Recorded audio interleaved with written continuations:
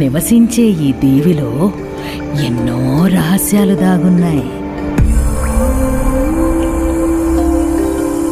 వాటన్నిటికన్నా మనది అంత చిక్కని రహస్యం.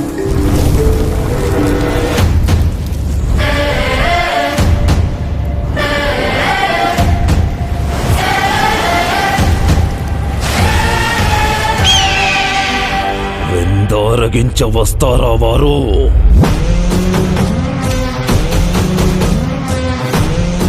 మృత్యుఘోష నలుదిక్కులా పిక్కటిల్లేలా వాడి కపాలం నెత్తుటిమయం చేసి ఆరతికి లాక్కొచ్చి బలిపండి.